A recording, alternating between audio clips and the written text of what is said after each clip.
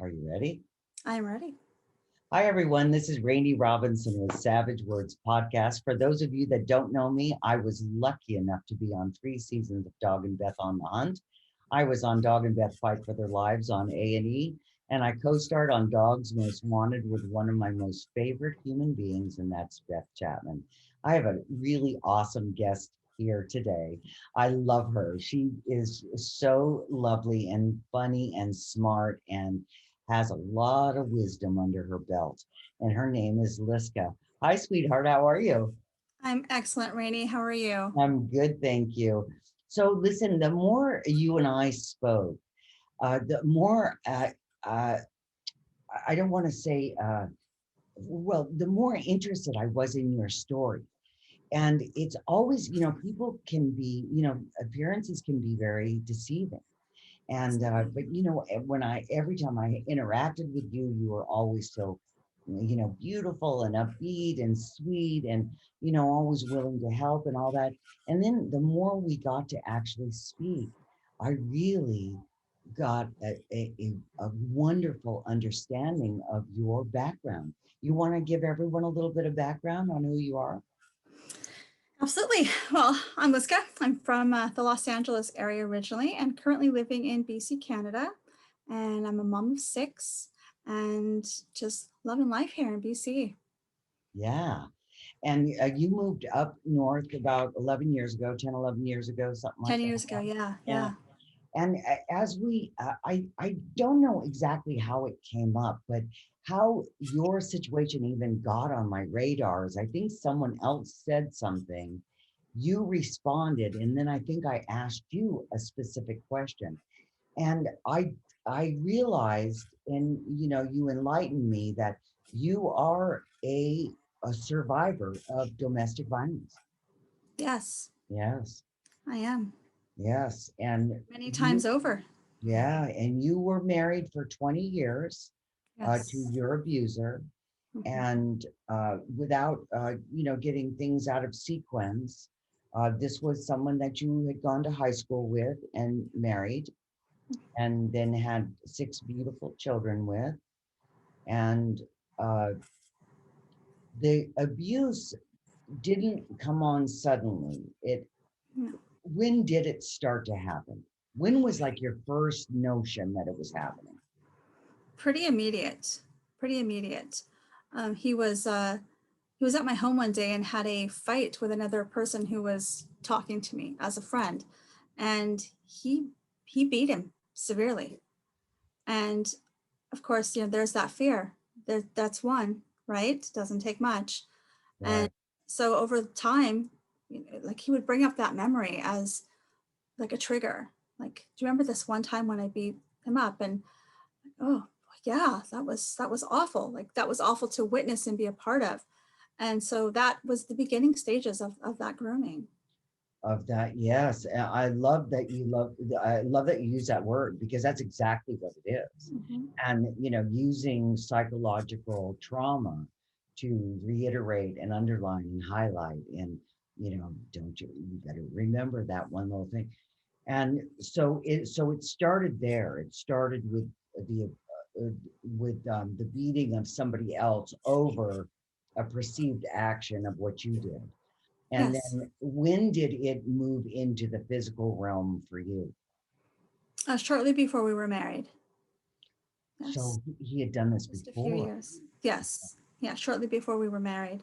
And did the whole I'm sorry, I'm sorry, I'm sorry. I'll be better. I'll be different. You know how they are. It's always, I'll be better. I'll be different. And it's never, they're never better. They're never different. It just changes into something else. And mine morphed into it got worse. Yeah, and I think that there is probably a part of them that means that. Mhm. It'll get better. I promise I'm not going to do it. I think that there's a part of them that believes that.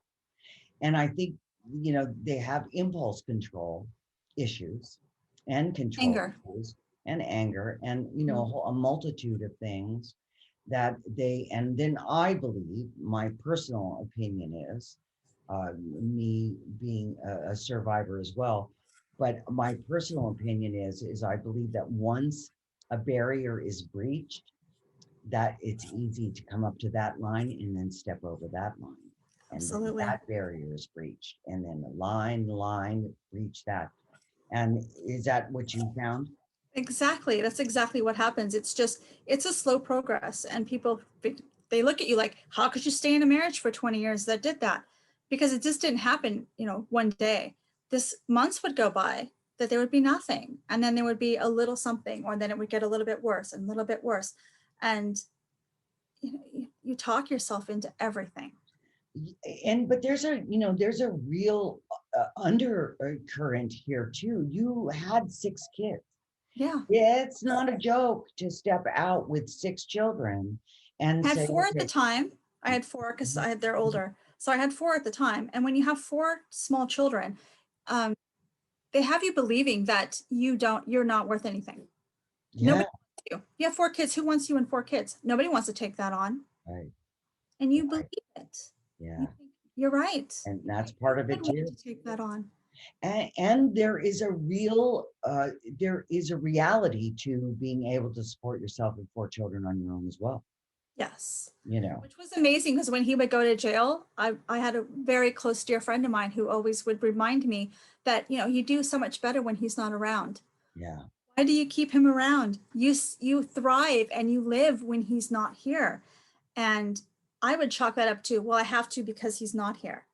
yeah, Had the capability of it, but that's how I would put it into my own words. It's back to her, like, well, I have to. I don't have an option. He's not around. right, right. But And I it, was doing it. and I don't think that our generations that come before today, it's not always been like when I was a kid. My options were, pretty much you better marry well, Yeah. marry well, because nobody really expects a whole bunch from you. You know what I Mhm. mean? And that was, because that was generational. That came Yes. from them, and that was said to, so that's All where of that. us, all of us have been told, Yes, well, thank goodness she's pretty. yes, But who yes. hasn't heard that? Yes, exactly. And so I want to kind of bring you, and I know that this may be a little painful, but I want to bring you to the pivotal point. And you had been separated from your husband for a year, Yes. and you and during that time you had met and fallen in love with somebody, Yep. and that person lived in BC, Hmm. and you happened to be up there, and were coming home to pack your items and make the move permanent. And Yes. so let me bring you to that night and then tell everyone what happened. Yeah. I was visiting. I was up here in BC visiting and feeling like I wanted to kind of get the lay of the land to see if it was something I wanted to do. This is a big move. And I had already discussed with my ex-husband about moving up here with the children, and I just needed pretty much his permission, and that was it. That was all done. We were done. And so I was supposed to fly home, and I missed the first flight. So I called home and said, I missed the first flight. I'll catch it the next morning. No problem. My older son was like, no problem, Mom, I'll be there. He was supposed to pick me up from the airport. Well, my ex-husband had convinced him to let him pick me up at the airport. And I did not know that. And he said, to my son who had told me, Mom, he just said he wanted to talk to you. He just wanted to have that one-on-one time where you could really hash a few things out, and thought it was a good time to do so. So to my surprise, when I got off the plane at the waiting area, he was waiting for me. And he had the two little ones that we had together with him, which I was shocked about because that was not supposed to be happening. And so I put my luggage in the back of the vehicle and got into the car with him. And I no more turned around to ask why he was picking me up. And then he punched me in the face and then sped off and drove. And I flew into Las Vegas. So when I landed, it would have been another 2 hours to get home. And so he was able to hold me captive for hours and drove along and telling me that he's going to kill me. This is the end of me. And And you believe that. You had no I reason believed to not. it, Yeah. You had no, 100%. yeah. And funny, he brought it right back to the very first time I witnessed him hurt somebody. That it was like, wow, yeah. He's like, I'm capable. Yeah. And Trigger. I There knew. you go. That's right. I knew he was capable. Yeah. Little did I know how capable he was. So he took me out to the middle of nowhere and proceeded to pull me out of the vehicle, beat me, rape me. And I remember just telling myself, Lord, if you have anything to give me, right now is when I need your gift of gab. I need that gift right now. I need that from you. And praying, Lord, just get us through this. I know you're here with me, and I know that you're going to help us through this. And 100% he was there, and he gave me every right word that could come out of my mouth. He gave that to me. I was able to convince my ex-husband to get home, to get us home. And the whole way I just kept saying, I love you. Anything that could come out of my mouth that would be affirming that everything was going to be okay. Right. Back of my mind, just give me 2 seconds to get away from you, and I'm away. Right. But it was, my kids were in the car. I could not flee knowing that he No. had them. So I'm in his clutches at that point. And so I remember getting home, and it was hours. My mom came to the door, and mom was visiting at the time. She had been watching the kids while I had traveled. And I she hit the door, and she's like, what's going on? And then could see what had happened to me. And I just motioned for her to go back to her room, just go back to your room. And we all went upstairs, carrying the kids up the stairs and putting them in their bedrooms. And he said, I'm going to go take a nap. And there was an extra bed in the baby's room. Mhm. Went into my bedroom, and I locked the door, and I just sat there on the edge of my bed waiting. And once I heard him start to snore, I was up. I was up. And down the stairs I went, got to my mom, and my mom's sitting on the edge of her bed crying, going, what happened? And she didn't want to go upstairs and disturb, because she just thought, okay, he's going to kill us all, is pretty much, I think, what she was thinking. Wow. Um, I just said, call 911. And back up I went to be where I could be with my children, just in case he got up again. And they came in, and oh boy, they were so smart in a way. And then in another way, I was like, just tell them to come with no sirens. But that's not how it works. You think you're wanting any sense of control that you can have. So you think Right. they're going to be the control. That's not the way it works. And so they came into the house, and there was like 6 up the stairs. They had one had the baby, three had him, one had my little guy, and I was good. And they got us all out to safety. And in the back of my car, he had a bag with a shovel, rope. He had a kill kit in the back of my vehicle. So he had planned it. Yeah. He planned it. And thank God for your gift of gab. Yeah. Thank God. And we had spoken a little bit about this before, about speaking a language, and whether you're bringing someone in on bail, you're talking to a 5-year-old, or you're trying to save your life. You better learn to speak that language. And you did. You spoke that language. Sometimes we have to use whatever words it takes, even if they're the ones that people are offended by. If it's the F-bomb, if that's what it takes to get your point across, or what you need to do to get in and get out, that's what you have to do. I agree. I absolutely agree. And I absolutely agree with that. And I agree with, I love you. We're going to be together forever. Don't worry about it. You're damn right. And Mm-hmm. I really applaud you. Anyone that has stood in those shoes, uh, anyone that has stood in those shoes understands the terror that you feel, because you know that this person has the capability of killing you. And there are many events I went through where I didn't think that I was going to survive. And it was a sad thing to hear my father say to me many years later. He goes, I used to drive by your house to make sure that I didn't see any new burial mounds out back. And so we lived on a 5 acre parcel, so he would drive around it, and it was a terrible time. And I just my hat is off to you to keep your wits about yourself with small children, knowing what's at stake. Yes. Yeah. As moms, that's what we do, right? Yes. And it's that fight or flight. And Yeah. you go into that and you realize that you can't escape. You have to stay in that. Right. You just keep going. That's what I Right. kept. I'm just going to keep going. I know I'm in the middle of hell, but I'm just going to keep on going. And my faith is what brings me through that. Yeah, because standing still is not an option. That's not an option. It's not an Up option. and Neither is fire. going back. Yeah. And so he gets charged and ultimately gets in custody, and he ultimately has 3 felonies now. Yes. And Yes.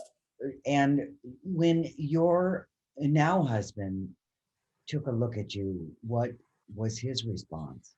He didn't see me. It was about 4 weeks after. By the time I moved and everything came back up, that's when he got to see me. I didn't want anyone to, right? I didn't want anyone to see that. Like, Yeah. you don't want people who love you to see you in the lowest point of your life.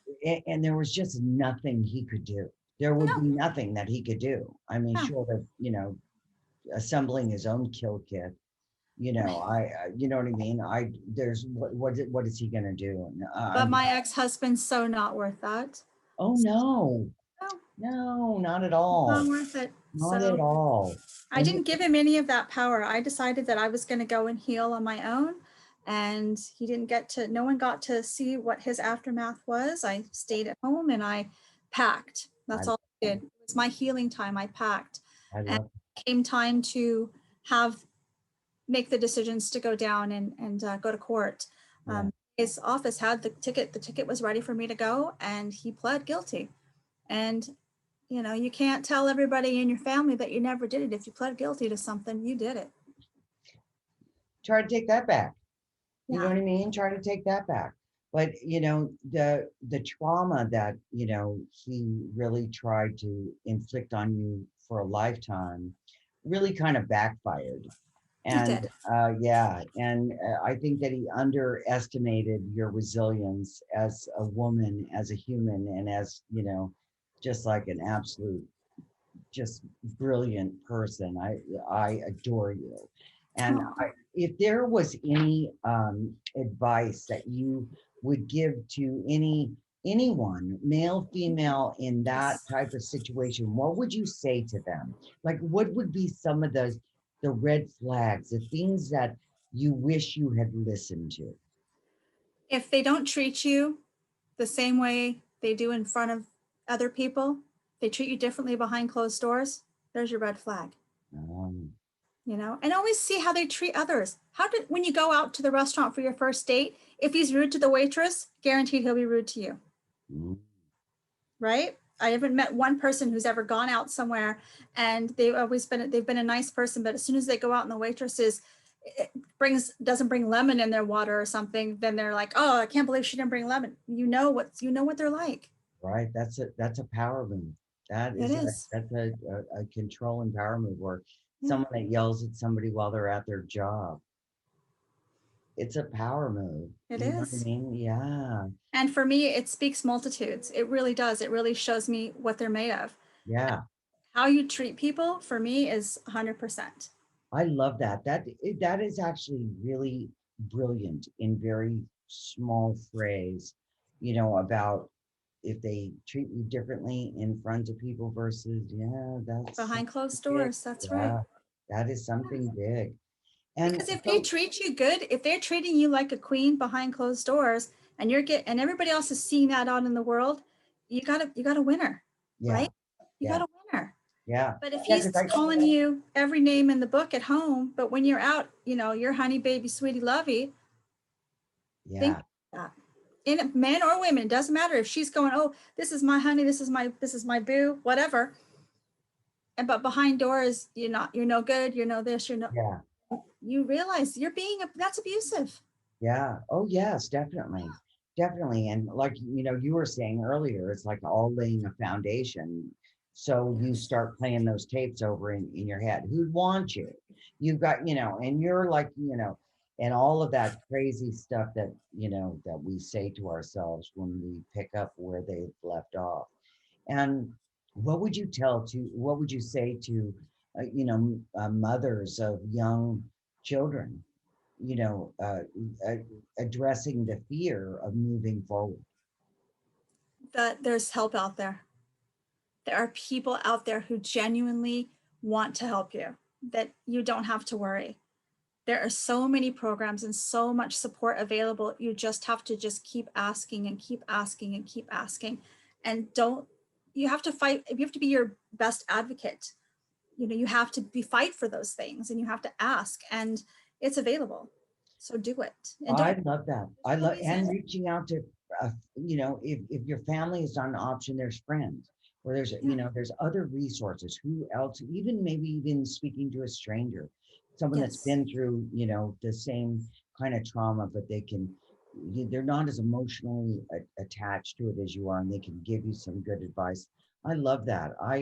I really appreciate everything that. I'm sorry that you went through all of that, but I think that you have many things to teach all of us that we can all learn from.